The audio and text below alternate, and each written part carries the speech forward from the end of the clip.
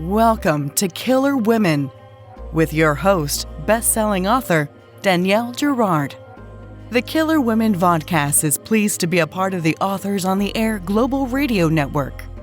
To learn more about Danielle and her books, visit her at www.daniellegirard.com, and to access all of our vodcasts, go to youtube.com/Authors on the Air. And now, Danielle's next killer woman.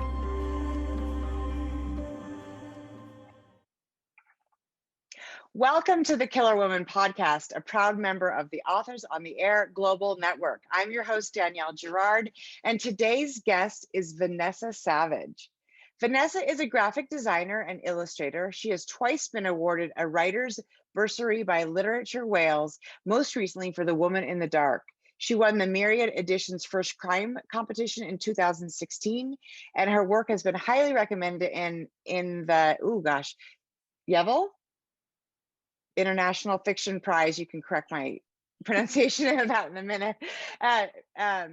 Highly commended in the Yeovil International Fiction Prize, shortlisted for the Harry Bowling Prize and the Caledonia Fiction Prize. She was longlisted for the Bath Novel Award, and Vanessa lives by the sea in South Wales with her husband and 2 daughters. Welcome, Vanessa. Thank you very much, Danielle. It's lovely to be here. So nice to have you. And how do you pronounce that? It's Yeovil. Yeovil. Yeovil. I should have asked in advance. Yeah. I should have known. British place names, yeah. It's even worse in Wales, where I am, where you have double L at the beginning of everything. I'll bet. Well, gosh. Well, thank you for not making it too hard for me. But okay. Well, so your new book, The Night They Vanished, is out May 3rd, so live already. So exciting. Tell us a little bit about The Night They Vanished, Vanessa. Okay, so in The Night They Vanished, my main character, Hannah, is she's estranged from her family, but she's moved on from a troubled past to a good life where she's surrounded by loyal friends. And those lovely loyal friends set her up on a blind date with Adam, who's a web designer. And as a sideline, he's built The Dark Tourist, which is a website that essentially sells subscriptions so that people can explore kind of creepy murder houses and sites of notorious crimes in the UK. And when Hannah checks out his website after their date, as you do, there's a new post listed, which tells the story of a terrible crime where a family has been murdered in a small coastal village and the killer never found. But the date listed is today's date, and the family is Hannah's. When she rushes home, her family have vanished and the house is abandoned. Adam's sort of insisting that his site was hacked, that he never put the house on there.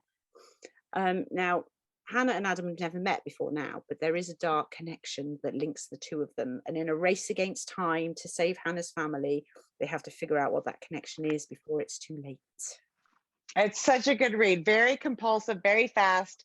And I love the true crime aspect. I've never heard of a dark tourism, but did you coin that phrase, or is that really a thing? No, that's really a thing. It's so kind of that's something that was sort of inspired when I wrote my first book, The Woman in the Dark. That focuses on a family who move into a notorious murder house, sort of similar to the kind of site that would feature on Adam's website. And they kind of have to deal with the sort of curiosity of strangers as they attempt to make this place of tragedy into a home. And so as part of the research for that book, I had to kind of look into like real life murder houses and kind of came across dark tourism as part of that. And it just basically sparked kind of just so many what if questions. I had to kind of, buy a new notebook, as you do. Right, exactly. Start kind of thinking about that. Yeah, so kind of, oh my God, because as part of our business, when I'm not writing, we develop websites ourselves. So I was kind of, well, what if what if I had a character who built a dark tourism website? And then I had another character who kind of came across their family home listed on there completely out of the blue. I was like, oh, how can I develop that? And it kind of snowballed into, okay, so who put the house on there? What really happened the night they vanished? Who, what, where, why? And it kind of sort of snowballed from there. I think the idea of dark tourism is such a little bit sort of oddball and creepy, I think, for a crime writer. Anything like that, you're like, oh, okay, Yeah, you know, exactly. let's look into this. Yeah, some of our Google kind of searches are probably a little bit suspect. I'm sure you're the same. Exactly. I'm sure we're on a list somewhere about for the things that we look for. Well, I mean, and it does make sense because there is such a voyeuristic, you know, curiosity about crimes in general. We know that a crime headline gets 10 times, 100 times the views that a happy headline gets. So the Yeah. idea that people search out and go and visit places where people have died or vanished, I love it. So the books are not connected, The Woman in the Dark and this book, but somehow it sounds like maybe this is a theme for you. Yeah, I think it was just something that just wouldn't kind of leave as I wrote the first book, because obviously I was with that one, I was looking, it was very much from the viewpoint of the family who'd moved into this house. Whereas with this one, it's more kind of the people outside looking in, sort of Yes. focusing on them, although obviously there is that kind of connection with Hannah and her family. Yes. So it was, yeah, something that interested me. It kind of wouldn't sort of leave. Yeah, so it kind of kept niggling away in the background. And the town, I mean, the town where the home is, it's a very it's a creepy little town too, which adds so much kind of ambiance, creepy ambiance to the story. I mean, she doesn't really want to go back to that town, right? No, she never wants to go back. Yes, she she's never forced to. and she has to go back not once but twice, right, in the book. So that adds a whole nother, I think most of us have some piece of our past that we would prefer not to ever visit again, whether it's a person or a place or an experience, and she's got sort of a whole lot of that. Well, okay, so you told us a little bit about the inspiration for the story, and I think one of the richest themes I found in the book was how parents protect their children, right? Or think they're protecting their children. And as a mother, I know you said your daughters are teenagers. Is this something that you sort of started, did this become a theme, do you think because of being a mother, or is it just since now that we're mothers, everything the motherhood sneaks in like little vines into the creases of everything we think about? Yeah, I think so, because I think every parent has that kind of, that the instinct to protect their child. Of course you do. So it can create a lot of kind of tension within a book as you're writing. I think, we all go through that sort of fierce protective urge, whether it's when they're younger, whether it's protecting them from bullies at school, or just wanting to always shield them from kind of fears and worries. And as you said, my girls are teenagers now, and that it becomes a lot harder then, because obviously, much as I'd like to kind of keep hold of them and protect them from everything, they need to kind of grow and develop as people of their own, and kind of get out there and learn, and obviously make mistakes. And it's very hard to kind of let them go. I think as a parent, it's just as hard as it is for the child. It's a difficult kind of brutal process sometimes to go through. And I think with Hannah and Sasha's dad in the book, he kind of, it's all a little more extreme. He's sort of tries to correct the mistakes that he feels he made with Hannah when it comes to raising Sasha, but his kind of rules in the name of protectiveness are rather extreme, and he ends up making a whole different set of mistakes that cause all sorts of problems for the characters. Right. We compare, I mean, that is, and sort of, it's a funny thing in hindsight, right? We first of all, we expect that our two children will be the same. You sort of have one child and you think, okay, I know how this works. I know what to do when she's breaking down. And then you have a second child who is literally completely different, and you sort of have to start all over. And then we sort of compound earlier mistakes with new mistakes, and you just figure out that if you're too lenient with one, you try to be stricter with the other, and then like you said, they're completely different people. My girls are completely different, so they go through the same sort of experiences, but you have to approach it differently each time, and I'm sure it's the same with your children. Yes, of course. Right. And Hannah and Sasha, their relationship is interesting too, because of course they're I can't remember exactly how many years apart, but they're sisters that are is it 15 or 16? Yeah, it's yes, Around there, right? yeah. So it's a big difference and in age. So they never had that kind of closeness as children. So the kind of Sasha really looks up to Hannah, obviously, as the older sister, and Right. yeah. So I think Hannah has that kind of protectiveness towards Sasha because she's so much younger as well. So I it's was all gonna say, yeah.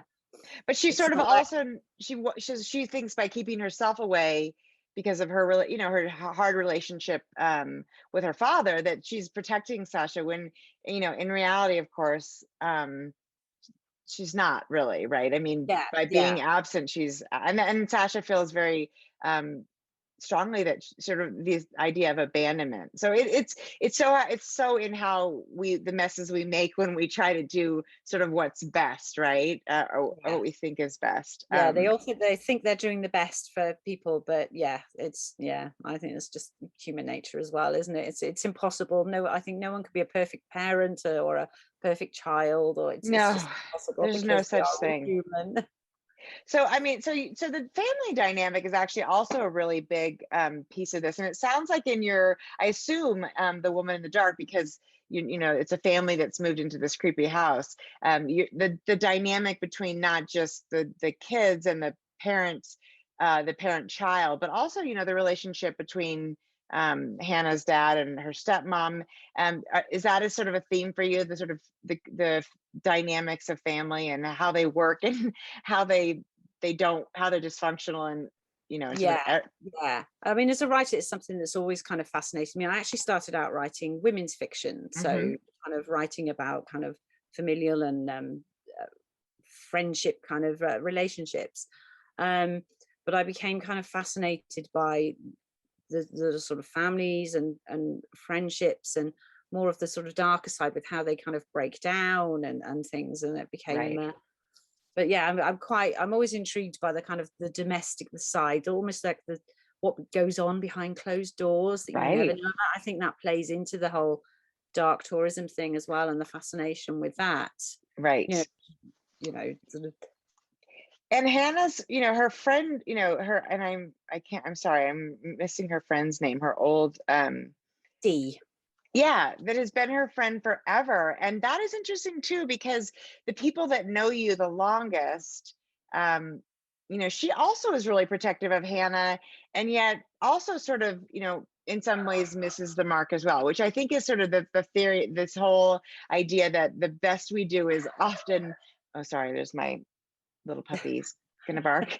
But the best, the things we do to protect each other and our loved ones are often sort of misguided, right? I mean, but I think Hannah, thank God for Dee, really, for Hannah. I love their friendship and Dee's fierce protectiveness, despite the fact that Hannah is admittedly a handful, right? I mean, Yeah, yeah. Dee's always been there for her because she had yeah, such a difficult relationship with her father, and she lost her mother, so she didn't really right, get on with her stepmother. right, So Dee has basically been her family, and I think that's where a lot of Dee's protectiveness comes from, yeah, because when Hannah kind of went off the rails when she was a lot younger, that kind of she was very protective then, and that sort of remained, even though Hannah's kind of got a life together now. She's still, right, I suppose, a little bit like a mother with a teenager. You're still there trying to protect them, and they're like, "Look, I can live my own right, life now. I'm okay." right. It's kind of it's again, I suppose, it's a relationship that needs to kind of develop, with Dee needing to realize that she can let Hannah go, and Yes. Hannah is constantly proving, "I'm okay. I'm not going to fall off the rails again." Yeah, exactly. And needing also to take control and ownership of her own life. So that sort of brings me to the conversation about the boyfriend, which is so interesting because poor Adam, or not, right? Whether or not he's innocent is something you have to read the book to find out. But um, it's interesting to me that he is interested in this sort of dark voyeuristic stuff. Do you think? I mean, I sort of want there to be an Adam book now about what sort of this dark tourism trouble he gets him into. But what do you think for Adam what was the inspiration, do you think, for him? Was it financial? I mean, because that obviously could be a lucrative field. I'm so curious, but his background is so, I guess you have to just really have no experience with death to start this kind of website, right? You just don't even sort of recognize what it does to people. Yeah, well, it was kind of interesting, because when I was sort of researching dark tourism, I kind of sort of thought a lot about the sort of the ethical side of it, and kind of asking those questions that the characters ask of Adam within the book. What about the families of the victims of these crimes and the people left behind who have to see people on their doorsteps taking photos or making websites, listing these things that are sort of terrible tragedies that are very personal to them. And sort of my instinctive reaction would be, no, I don't get it, particularly when it comes to say dark tourism that's about kind of checking out serial killers' houses and things like that. It's just like, no, I don't get it. But dark tourism can also be visiting places like Chernobyl or Auschwitz or the 9/11 memorial sites. And obviously no one visits those sites in a kind of voyeuristic way. That's more about kind of education. It's about learning and understanding what took place. Right. And paying respect, and the history, and paying respect.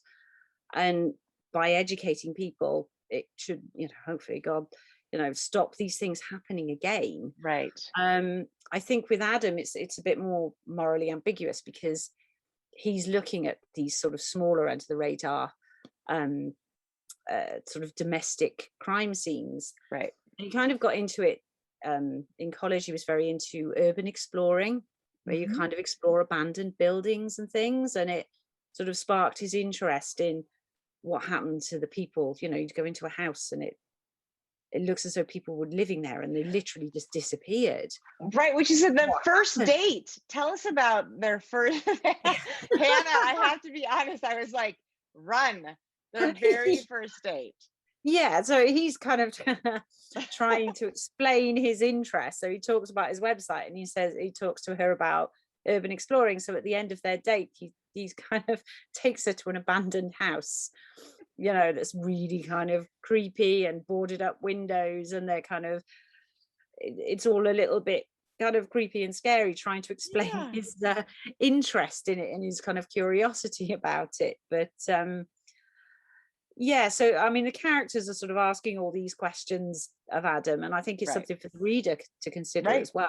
Absolutely. Is he teaching and educating people, or is he just exploiting them?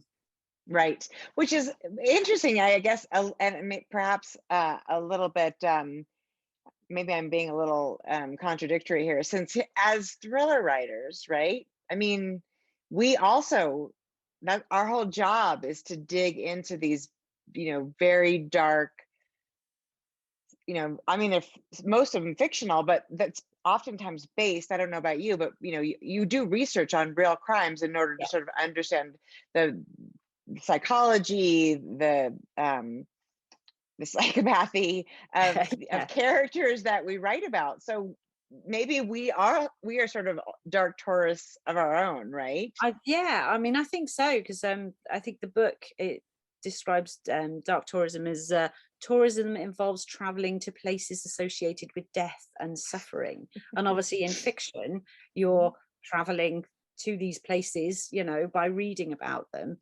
And I think there's a kind of similarity in what we look for, both as crime writers, as crime readers, as true crime enthusiasts, or dark tourists. Right.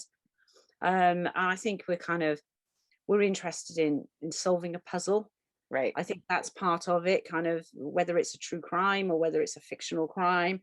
And we're kind of indulging in a sort of adrenaline rush of fear, but in a safe and controlled way. Right. And I think as well, it's part of that kind of self protection thing that by kind of learning about and sort of understanding these crimes and kind of what's happened, we can make sure that we're never in that danger ourselves. Right. So we're doing a service to people but we describe these Right. awful crimes, and then people will never kind of put themselves in the same danger. So, Right. if on a Well, first date, a guy takes right. you to an abandoned house and tells you he's all into dark tourism. It's over. It's over. Well, Yeah. there's an interesting part of that because people, often ask, like, why murder, right? Why do we write about death? My mother in particular wants to know always, like, what about like a nice romance, And I think it's an interesting question. So you particularly, you wrote, women's fiction, but then you made the sort of switch to the dark side. What happened, do you think, that sort of made you think, it's more, I really wanted the death side of this is more interesting, or that's what you wanted to pursue? Yeah, I don't know. I think it was because I always write quite sort of character driven books. Hmm. Um, and obviously with women's fiction, it's all about that kind of lead up to the happy ever after. But what I Right. kind of found sort of more interesting was it's like, as a writer, what happens after the happy ever Hmm. after? When Right. relationships break down, that kind of interaction between characters, or friendships break down, or someone betrays your trust. And I think with crime fiction, it's kind of extremes of that. But yeah, Or you could just say it's when your first daughter became a teenager, because that's also a very a very reasonable response in my mind. yeah, yeah. Oh dear, yes. No, Indeed. but I think that's a good point, because um it gives us so much opportunity for nuance, right? The idea that there are, that, happy ever after is, it's, I mean, we all know it's a fantasy, right? There is no such thing as just happily. I mean, you can be happily ever after, but in the Yes, happy, there's it's not also a really, constant, is it? Yeah, right, yeah. super dark things. And I think, to your point, like the adrenaline rush, the stakes are so high. I mean, you don't read a book like this sort of like at a leisurely, like, oh, I guess it's time, you're like, let's figure Yeah, out if yeah, yeah, Hannah's going that's to the be thing. okay, Yeah, if they it's find a her kind of, it's a family. roller coaster ride, isn't it? It's like, that's what you're looking for when you're reading a kind of a thriller. It's like that's what you Yes. want. You want to be able to not put the book down and be there at Right. 2 a.m. going, oh my God, I've got to see what happens next. How do they Exactly. get out of this? And you're right there with the characters kind of experiencing it. So yeah. Yeah. And if we're lucky enough to have really boring lives, at least in terms of this, right? Then it makes it all the more interesting. We get to sort of live vicariously and never have to experience Yeah. even that first date. I thought, oh, Hannah, get out of there. Well, that's it. I So know. Yeah, I think that crime writers are probably the happiest of writers, because we kind of get all the darkness out in our fiction, and then yes, so we can. right. And we can always say to our people in our lives who are acting badly, be careful. I know a lot of ways. I know a lot of Yes. ways to kill you. Just kidding, just kidding, of course. Well, this was a really, I was a compulsive read. I'll look forward to picking up The Woman in the Dark. Now tell us, what is next? What are you working on now, Vanessa? Okay, so I'm sort of halfway through my next thriller. So kind of a little sort of teaser. So 20 years ago, in a small village on a street at the edge of nowhere, a little girl disappeared. Suspicion fell on Cass, her teenage babysitter, and although the child was never found and no charges were ever brought, the taint of suspicion has remained. Today, Cass is still living in the same house on the same street. She's the oddball, the hermit, the woman you cross the road to avoid. And now another child has gone missing. Oh God, I love it. You like these little towns and all these decades that have passed. I think that's so interesting. Yeah, yeah, I do. I'm fascinated by it because I live in obviously a small coastal village. I set my books in fictional towns because Yes. far too much Nobody, terrible right. things happens to set it in a real town. That's right. But I mean, I love, my seaside town in the summer is wonderful, but I love it out of season when it's quiet, and it can be spooky when the mist is rolling in over the sea and you're walking your dog on a lonely coastal path. It just sends the mind, the Yeah. imagination kind of You spiral. you definitely get all of those feelings from the town in The Night They Vanished. And this was so fun. Well, do you have a tentative title? No title yet. Not yet, no, Yeah. no. So sometimes the titles come last, right? yeah, You never working know. through a few, but what I'm sure one will stick as I continue writing. Yeah. Exactly. Or at the end, the publisher will give you a totally different one. That's happened to me before. Yeah, So that's happened before. try not Yeah, to. I always worry if I come across a perfect title, then the next thing I know, some kind of multi-million selling author will have the same title, and then yeah, Best not to get too attached to things like yes, that, right? that's Well, right. this has been it was such a wonderful opportunity to get to hear about your inspiration for The Night They Vanished and your creepy small town stories. And I look forward to the new one. Hope you'll come back and tell us about it when it's out. Oh, Um, I'd love to.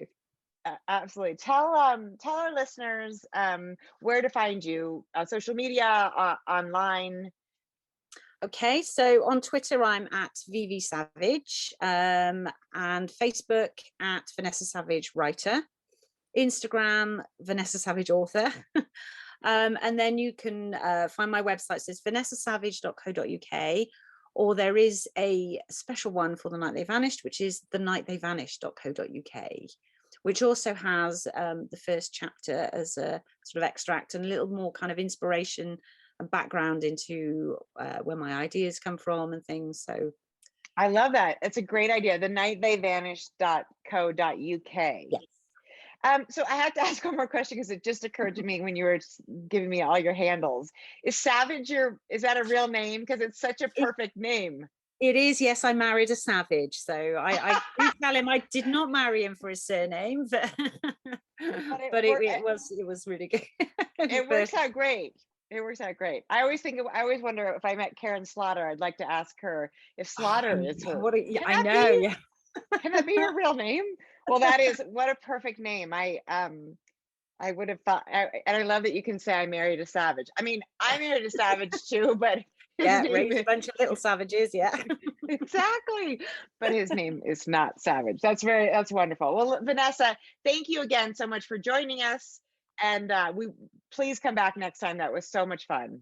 Yeah, thank you very much, Danielle. It was wonderful. Thank you. Bye-bye. Thank you. Bye-bye.